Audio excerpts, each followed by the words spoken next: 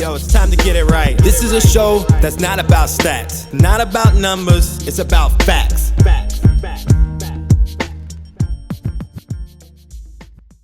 Welcome back to my show. It's your boy, Jonathan Juiceman Presley, and this is Let's Get It Right.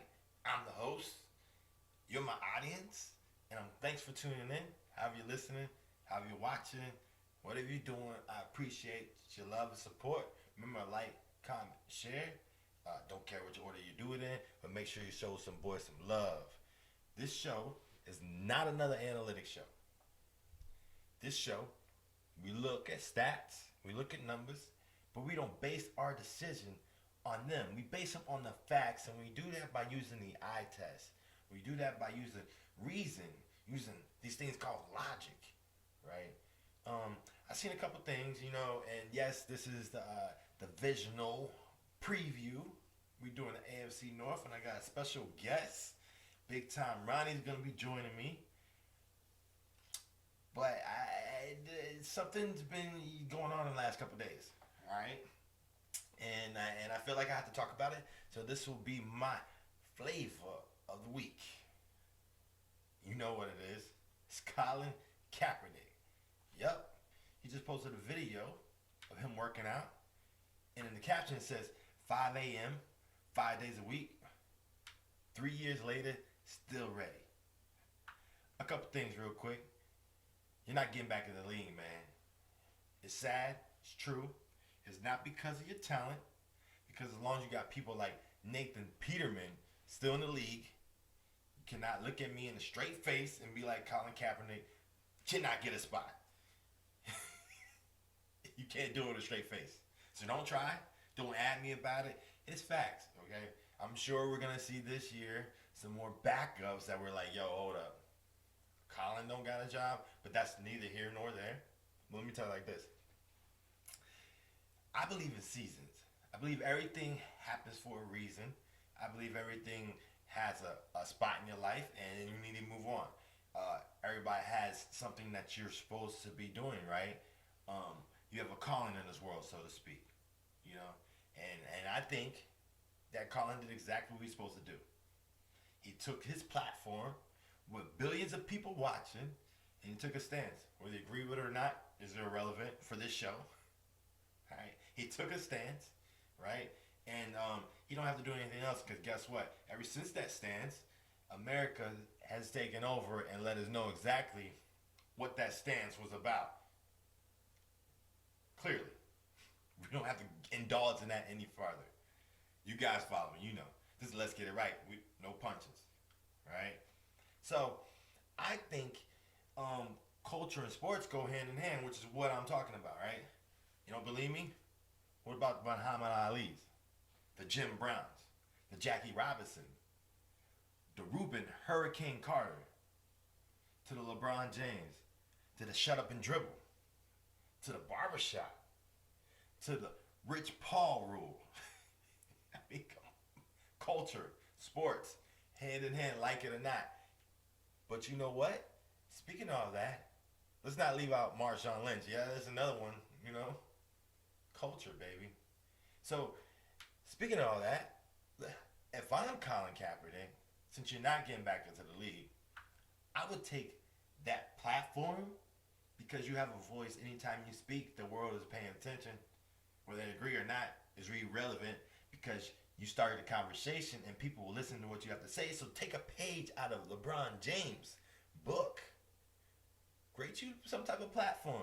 You know how many networks would be so willing to sign you, like get you going, and then you can still get your message out, because you said once before that you would never take it back, and you stand clearly by what you're supporting, right? So if I'm you, if I'm your publicist, if I'm your agent, you should call me.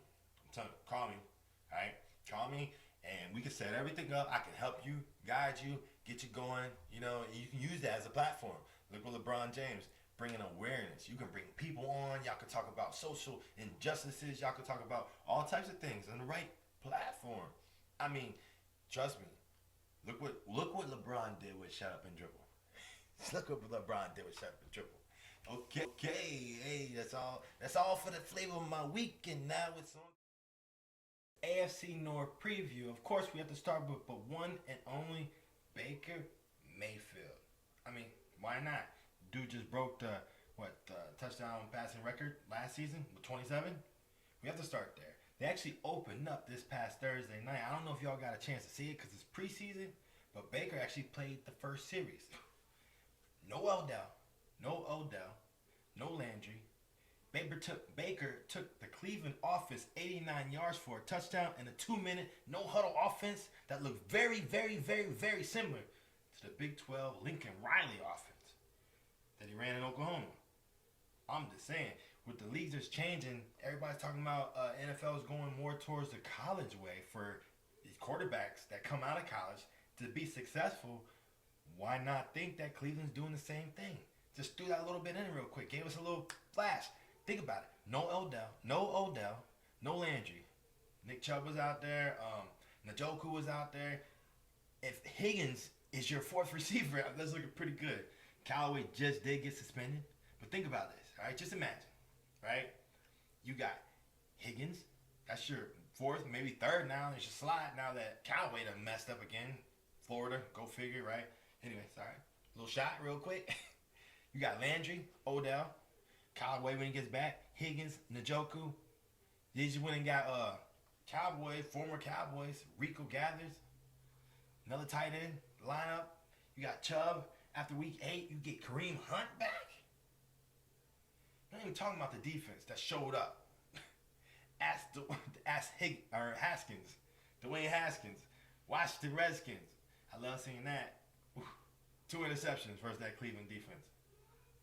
Mind you, not even the starters. The starters, though, you got Myles Garrett. He played a little bit. You seen him playing. Sheldon Richardson. Olivia Vernon. That's the D-line. The back end, you got Denzel Ward. They draft pick Greedy Williams out of LSU. Think about that. How good can the Browns actually be? I mean, you know me. I got all these names, and it sounds good. Paper sounds great. You can never really tell how good the team's going to be unless you look at the schedule. I like looking at the schedule. So, let's check it out. Let's look at it together, all right? First game, open up at home, hosting Tennessee Titans. I think that's a win for Browns. I think Browns open up hungry, and they get that win. Titans, I think Titans are going to be pretty good. They got good defense, underrated defense. You're not going to hear much about them, but we'll go over that when we get to that section. But I think the Browns come out and ready, and they got an offense that nobody's seen. What are we going to do with Freddie Kitchens' offense? I mean, that 2-minute drill, no huddle, is that like you just practice a 2-minute drill? Or is that like part of the offense? I mean, that's what Oklahoma did to spread the ball out. Spread everybody out, spread out wide, and then they just let Baker do it. Just do his thing. It could be fun. So I think they win at Tennessee. I think they win it. They host Tennessee. I think they win versus Tennessee, first game. Then they go on the road to the Jets. I think the Jets are going to be a pretty, sneaky good team. I think, they have the opportunity to upset some teams on their roster. One might be the Browns. Only because the Browns might be feeling themselves. So I got that win, maybe lose, right? Then they got host the Rams on a Sunday night. I think they win. They show up big. You got NFC representative, from the Super Bowl. You hosting them at home. The dog pound gonna be loud. It's gonna be crazy. It's Sunday night. Baker, Odell, Landry. I'm so excited. All right, I think Browns win that one. So they go anywhere from open up 3-0 or 2-1. Then they go on the road to the Ravens division game. I got them losing that because I think they're feeling themselves from the Rams. Right? Then they lose to the Ravens. Then they go on the road. They stay on the road, but they go to 49ers. I think they win versus 49ers. I think they bounce back. Then they host the Seahawks. They win that game. Then they got a bye week. Either 5-1 or 4-2. That's my prediction, right? Then they come off the bye week, and this is the one right here. This is the one that everybody's going to be like, oh, my God. Oh, my God. The Browns are for real. They go on the road to New England.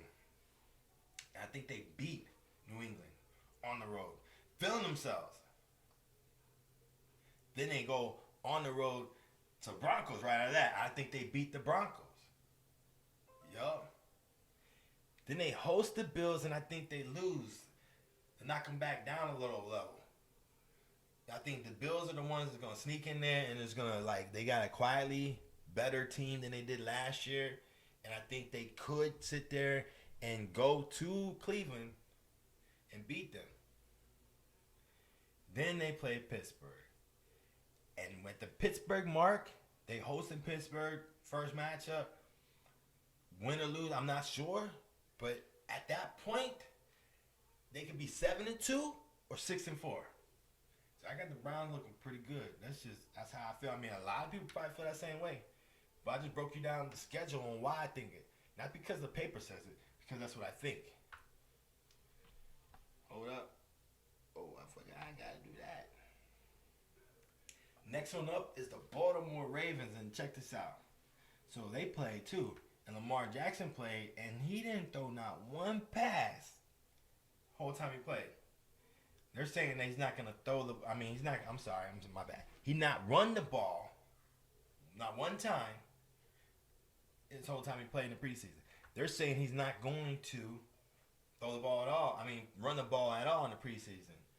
And that right there can be a little sneak, all right? Because I think Baltimore lost a lot of talent. Well, let's look at it together, all right?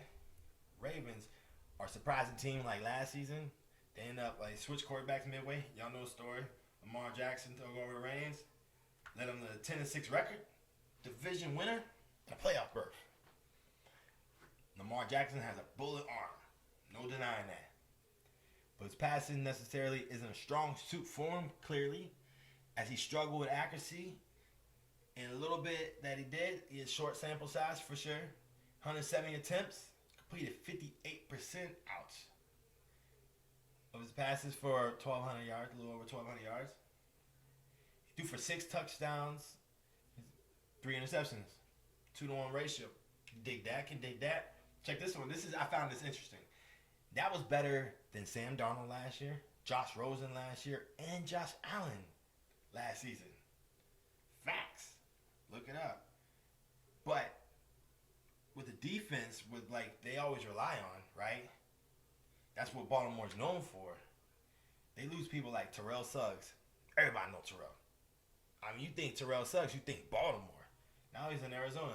He did go to college there at Arizona State, so that means it has something to do with that, you know?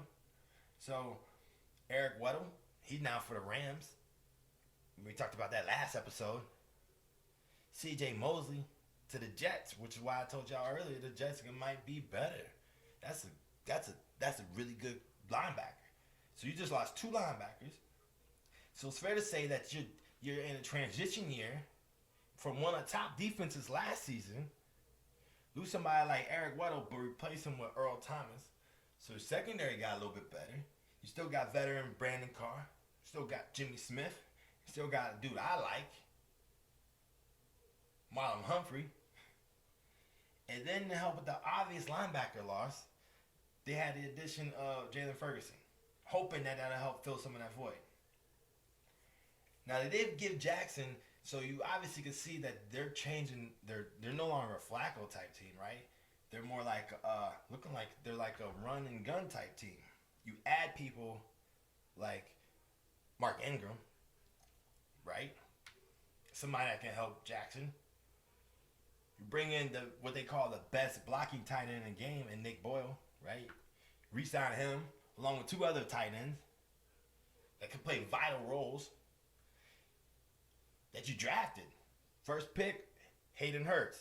Third pick, Mark Andrews. I already said Mark Ingram. To go with Gus Edwards, plus a wide receiving group that consists of Jordan Lasley,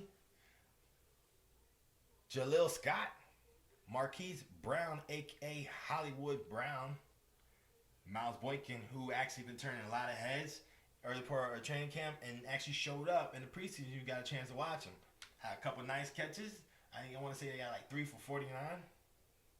I mean, let's take a look at the schedule though.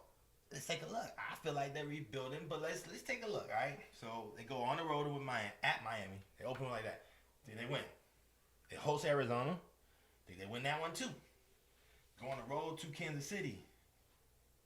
Both know they losing that one at Kansas City. Then they host the Browns, and I already told you I think the Browns lose to them the first time around. Because I think Baltimore, they're gonna lose to Kansas City, so they're gonna want to bounce back. When I think they'll be ready. The defense, they gave Baker trouble last year, so we'll see. I mean, you still got Odell, and we'll see. But you got corners. I just named them off: Earl Thomas, Jimmy Smith, Marlon Humphrey. Like you know it. Brandon Carr, like I said, matchups, baby. So I think they host the Browns and they win. They go on the road to Pittsburgh and they lose. They host Cincy, they win. On the road to Seattle, they lose. They got a bye week. Then they host the Patriots on Sunday night, and I think they lose that. On the road to Cincy, they win that. They're 5-4. Then they host Houston, and I think they lose that one. That puts them at 5-5. 10 games in. Well, 9 games in, I believe. That's 10 games. They didn't care because of bye week 2. So, 5-5. That's my pick on Baltimore. And I apologize, but I think y'all rebuilding transition year.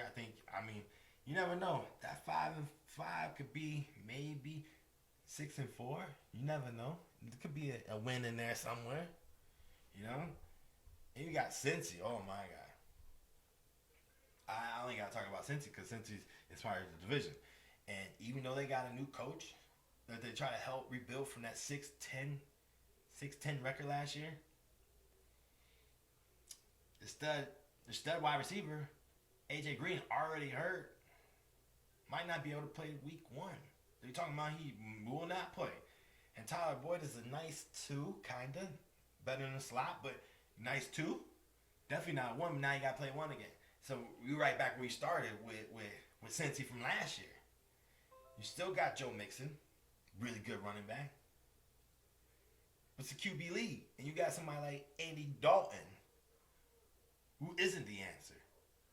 The only good news about Cincy is that they do look rejuvenated under new head coach, Zach Taylor. But how rejuvenated can you be?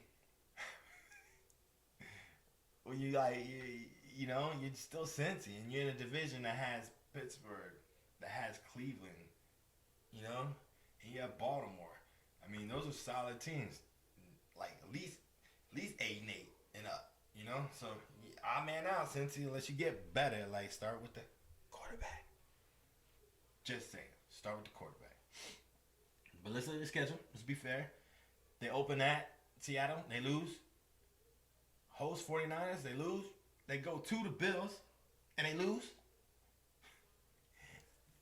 They host Pittsburgh on a Monday night. They're at Pittsburgh on a Monday night. They lose that one. Then they host Arizona. And I think Colin Murray could get one of those at home. It's at Arizona. It's at Cincy. I think Colin Murray could get one on the road. And if he was, it'd be for Cincy. So that's like maybe. At Baltimore, they lose.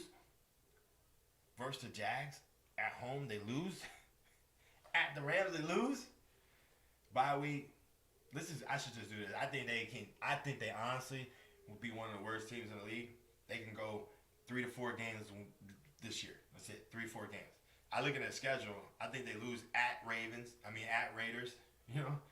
I think they lose both matchups versus the Ravens. They lose at Oakland or Las Vegas, wherever they're gonna be at.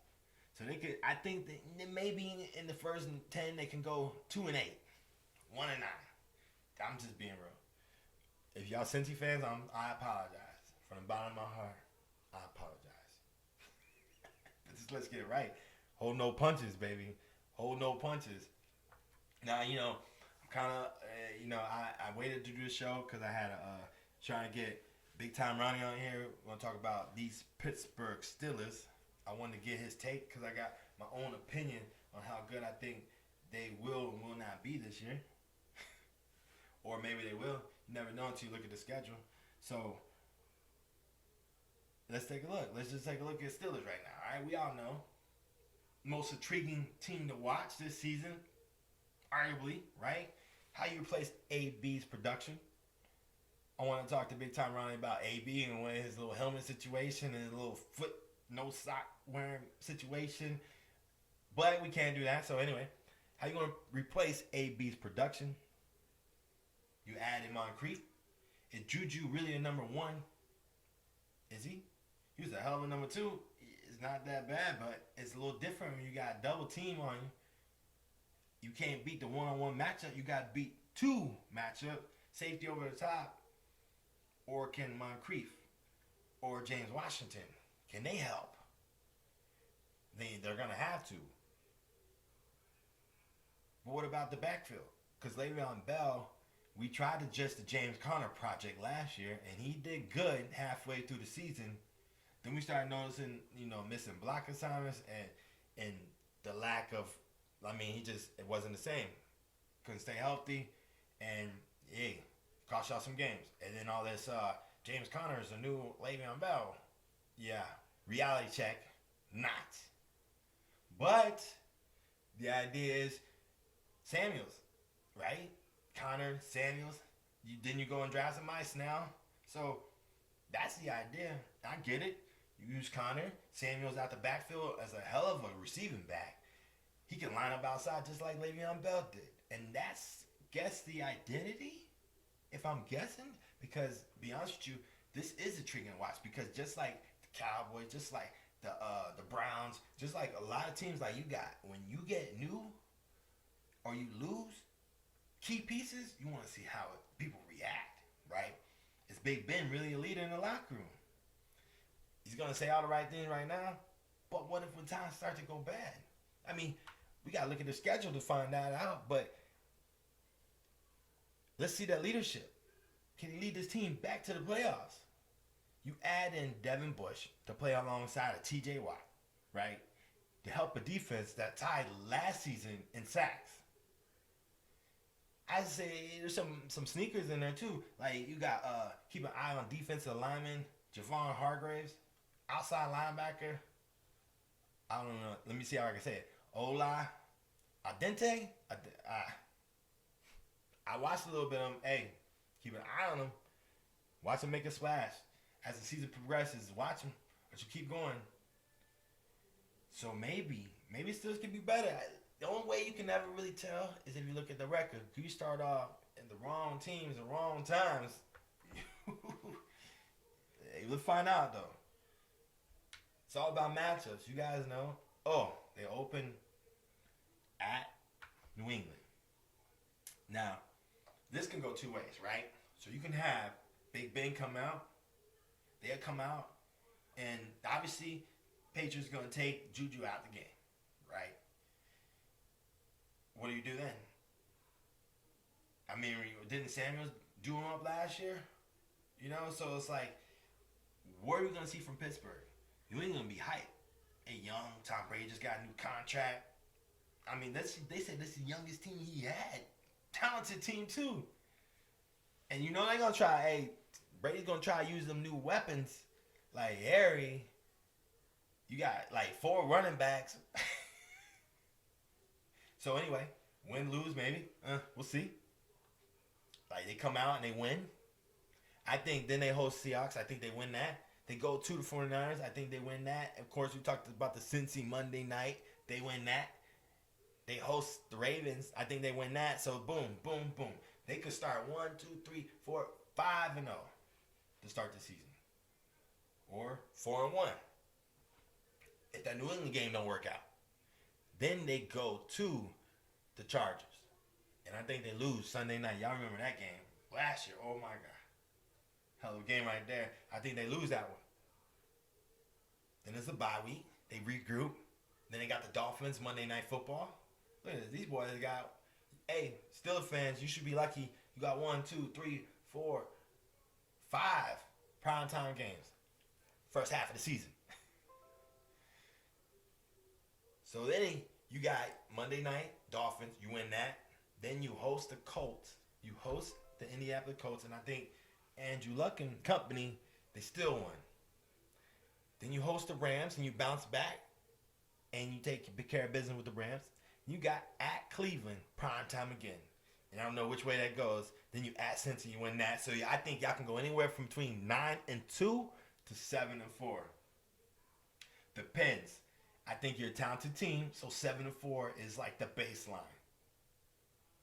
But if y'all click, y'all could be, I hate to say it, but y'all could be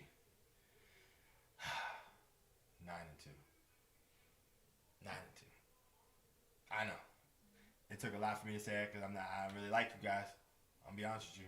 Ever since y'all got that next ring, here, oh, we got 6 now. We got 6. And y'all get on my nerves. I ain't gonna lie. Get on my nerves. Keep it 100. But, real quick, before we close out, I gotta address some things.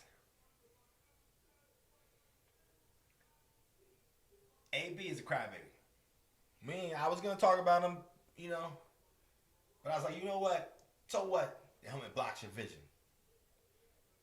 Other people use the same helmet. I get it though. There's rumors that says that back in the day, Jerry Rice used to put his stuff on in front of a mirror, and if he didn't feel a certain type of way, then he'd go and change again or wouldn't wear it or so forth. And I know players have certain type of superstitions, and I understand that, but hey, the world doesn't revolve around you, so you're clearly showing you are definitely a lot more the reason in Pittsburgh than your adversary, Big Ben. But I don't want to talk about that because I got something bigger to talk about. These boys right here. So it's going to be short and sweet. I'm going to explain to you why. Dak Prescott reportedly got offered $30 million a year and he turned it down. Let me tell you why. Have you seen our team? Have you seen our backups? If you haven't, just look at the game last night. Give you a nice refreshment of what our backups was. Let me just give you a little bit of some stats real quick. All right? So, when Romo was hurt, we were 1-13 without a quarterback. 1-13. Right? Dak came in, we all know the story. Right? Dak has the second most wins since he joined in the league. Think about that. All y'all people talking about Dak ain't worth this and that, whatever. Second most wins since joining the league. Right? He has 2 division titles in the last 3 seasons.